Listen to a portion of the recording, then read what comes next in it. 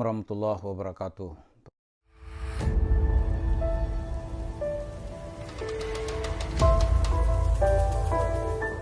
Pemirsa, karena sekarang partai-partai mulai menjaring para caleg, siapa nama-nama yang akan diusulkan untuk menjadi calon anggota legislatif melalui partai yang akan dikontestasi nanti melalui pemilu tahun 2024.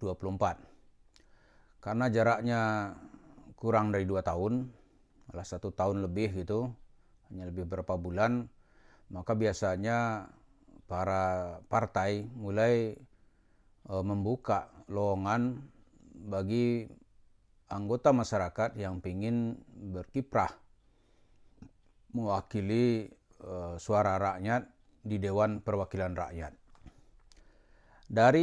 Di antara caleg-caleg itu, seperti yang sudah kita bahas beberapa sebelumnya, namanya adalah Jama'an Nur Khatib Mansur alias Yusuf Mansur. Ini akan dicalonkan oleh Partai Perindo. Dapilnya dari mana kita belum tahu. Mungkin nanti dari Banten 3, Tangerang, Kabupaten Tangerang dan Kota Tangerang. Kemungkinan di situ karena domisilinya di situ. Ada yang bertanya, mungkin nggak Yusuf Mansur akan sukses? Ya, bagi kita yang pertama, bagi Yusuf Mansur tentu ini sebuah tawaran rendah ya. Kalau orang bertanding tentu dia berharap tawaran tinggi. Misalnya sekarang lagi Piala Dunia, mana ada tim kita berpikir kalah gitu. Setiap kesebelasan itu berpikir menang. Kalau poinnya dianggap sudah cukup, maka dia berjuang dapat seri juga oke lah gitu. Nah, Yusuf Mansur dia dulu itu berharap bisa menjadi presiden. Malah dia sudah membuat YouTube akan menjadi presiden. Tahun 2024 saya akan dipanggil presiden. Kita nggak tahu presiden apa gitu, apa presiden pay trend, apa presiden sedekah, kan nggak tahu ya. Tiba-tiba muncul tawaran caleg untuk menjadi anggota DPR RI, itu tentu saja tawarannya jauh lebih rendah gitu. Kemudian kendala Yusuf Mansur ini, kita kira dia akan mengalami kendala nanti itu di 2 hal.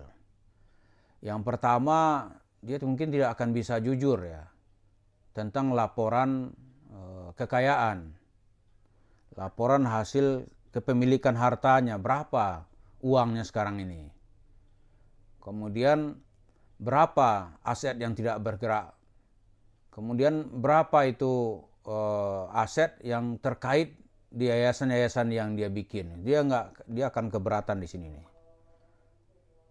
Yang kedua, yang dia akan keberatan lagi itu adalah mengenai penyusunan kurikulum vitae. Ini dalam penyusunan kurikulum vitae ini Yusuf Mansur mau nulis dia apa gitu.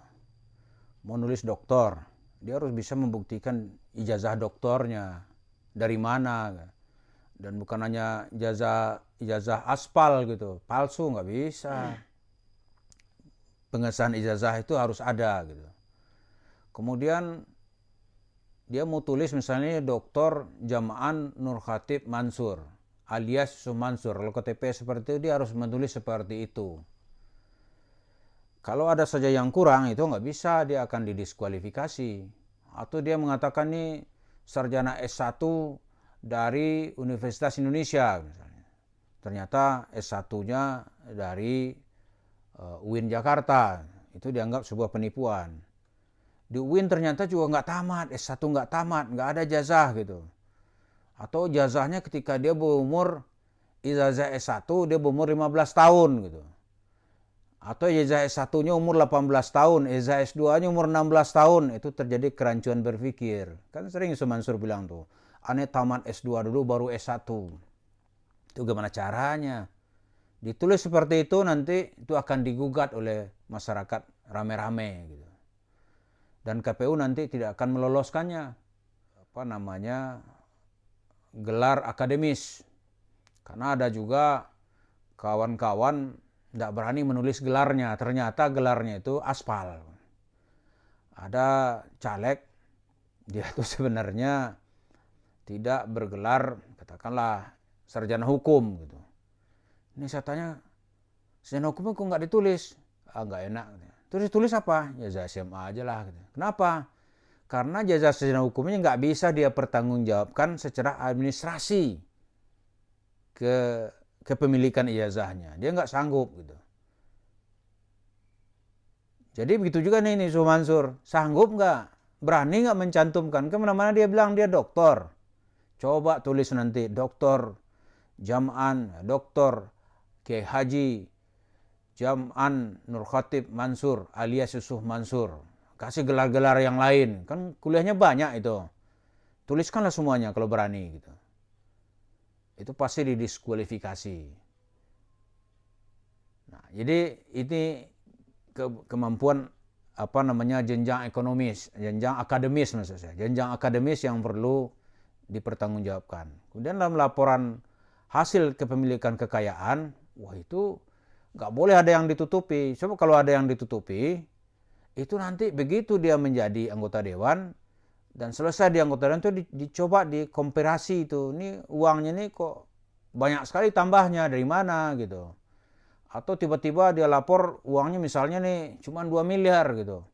Ternyata nanti 5 tahun menjadi anggota dewan terbukti harta kekayaan jadi 5 triliun. Itu uangnya berhak disita oleh negara.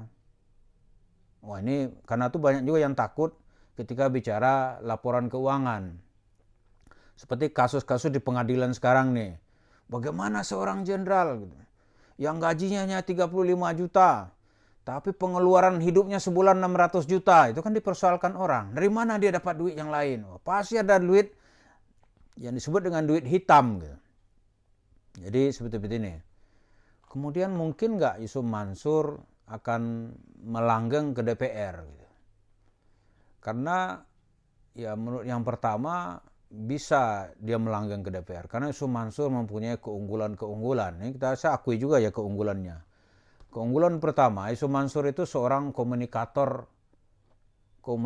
yang sangat cair. Dia bisa menghipnotis pendengarnya gitu. Ini coba bayangkan orang bisa buka gelang, bisa buka cincin, bisa uangnya di dompet diambil sama dia. Kan hebat sekali itu. Dia seorang komunikator yang sangat cair.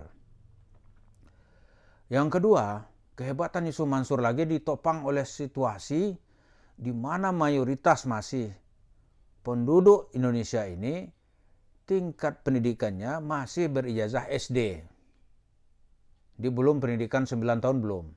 Karena itu dikencangkan, dicanangkan oleh pemerintah, orang Indonesia ini harus tamat SMP. Gitu. Kalau di DKI sudah dicanangkan orang harus tamat SMA. Gitu. Tapi mayoritas di dapil-dapil yang akan diambil nanti itu penduduknya itu mayoritasnya tamat SD, maka mungkin juga nggak tamat gitu. Nah orang-orang ini begitu mendengar langsung aja percaya, ya kan? Langsung percaya. Jadi tidak sulit bagi Yusuf Mansur untuk mengkalkulasi suara gitu. Karena dalam dunia demokrasi itu yang dihitung itu adalah jumlah kepala, bukan dihitung isi kepala. Jadi antara gelandangan yang sekolahnya nggak jelas dengan profesor di universitas suaranya sama. One man, one vote. Nah, itu bahasanya. Jadi dia ditopang oleh suara itu gitu. Ketiga, kita masih mengalami satu situasi yaitu penegakan hukum kita yang masih lemah. Jadi di sini banyak orang nanti bermain gitu. Ini kekuatan Yusuf Mansur, kalau dia nyalek di DPR, kemungkinan dia akan lolos. Itu menurut pandangan saya. Gitu.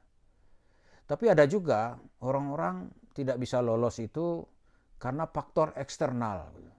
Contoh, Kiai Zainuddin MZ itu disebut dengan dai sejuta umat. Disebut ada sejuta orang, mungkin jutaan di belakang yang menyukai ceramah-ceramahnya. Ketika tahun 2004, dia membuat PBR, dia ketua umum, mencoba mencalonkan diri di Jakarta. Nggak dapat. Karena orang Jakarta tidak tahu ya, mungkin lebih rasional, sehingga dia memilih itu ya tidak berdasarkan popularitas gitu. Sehingga tahun 2004 Afwan Kiai almarhum Zainuddin MZ tidak lolos dalam pencalonan untuk merebut kursi di DPR RI. Itu yang ketiga, ada faktor eksternal. Faktor eksternal itu ya dapil yang dia pilih gitu. Dapil itu daerah Islam bukan gitu. Kalau dia tokoh Islam, dia masuk di daerah yang abu-abu gitu, bisa nggak dapat gitu. Dan yang ketiga, ada juga yang nggak dapat itu karena suara partai nggak pernah ngangkat.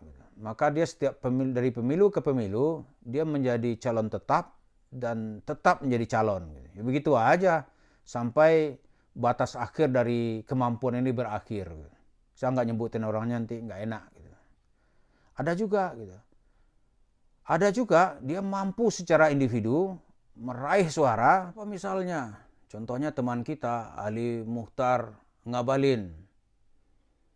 Ali Muchtar Ngabalin, yang amat berhormat Ali Muchtar Ngabalin, itu tahun 2004 dia mencoba peruntungan melalui Partai Bulan Bintang. Dari Dapil Makassar sana. Lolos dia tahun 2004 menjadi anggota dewan. Anggota yang terhormat Dewan Perwakilan Rakyat. Duduklah dia di Senayan gitu. Sampai 2009. 2009 Ali Muchtar mencoba lagi peruntungan melalui partai yang sama, Partai Bulan Bintang. Lolos lagi dia, tapi nggak bisa jadi anggota DPR. Kenapa? Partai PBB saat itu tidak lolos parlemen threshold. Ali Muchtar itu punya mahkota, tapi nggak bisa ditaruh di kepala gitu. Akhirnya mahkota itu hilang, terhempas, dan hanyut di bawah sejarah kegagalan partai. Tahun 2014, Ali Muchtar pindah ke Golkar. Di Golkar, dia coba lagi tapi nggak dapat. Dia yang nggak dapat, nggak tahu faktor apa. Akhirnya setelah itu, Ali Muchtar, karena dia multi talenta ini orang, dia masuk sebagai kepala di kantor staf kepresidenan gitu, di bawah Pak Muldoko kalau nggak salah ya. Sampai sekarang di situ dia menjadi juru bicara atau membela kebijakan Presiden Jokowi. Jadi dari cerita ini kita lihat kepada Pak Jamal Nur Khatib Mansur dengan segala kemampuan yang dimiliki, ya sebaiknya kalau menurut kita sebagai rakyat, ya Anda nyalek jangan DPR dong. Nyalek itu yang diperjuangkan jadi presiden. Kan mayoritas pendukung Pak Jam'an. Kalau mayoritas ini mendukung, ya Anda bisa jadi presiden. Ya kan, karena banyak juga orang nggak pernah jadi anggota DPR jadi presiden. Karena syarat untuk menjadi presiden tuh akademis, paling juga SMA udah cukup gitu. Nggak perlu doktor, nggak perlu macam-macam gitu. Nah, jadi bisa gitu. Siapa contohnya nggak pernah anggota DPR? Nggak pernah ya. Pak Jokowi nggak pernah jadi anggota DPR. Dia terobos jalan itu dari wali kota Solo, dia menjadi gubernur DKI, lanjut ke presiden. Pak Susilo Bambang Yudhoyono, saya nggak tahu ya. Setahu saya dia nggak pernah jadi anggota DPR. Tapi 2 kali menjadi presiden. Jadi dengan demikian, Pak Jam'an, Anda ini seorang komunikator yang sangat hebat. Kalau janji-janji yang Anda sampaikan itu mengena di hati dan pikiran masyarakat, maka di saat itu adalah jalan terbuka atau karpet merah akan dihamparkan buat Pak Jam'an menuju tangga presiden. Jadi kalau usul kita, nggak usahlah jadi nyalek itu terlalu kecil buat Pak Jam'an. Presiden aja, kan berkali-kali udah membuat video untuk menjadi presiden tahun 2024. Saya kira dengan segala kelebihan dan situasi yang mendukung, Pak Jam'an itu sangat berbakat untuk menjadi presiden. Terima kasih. Assalamualaikum warahmatullahi wabarakatuh.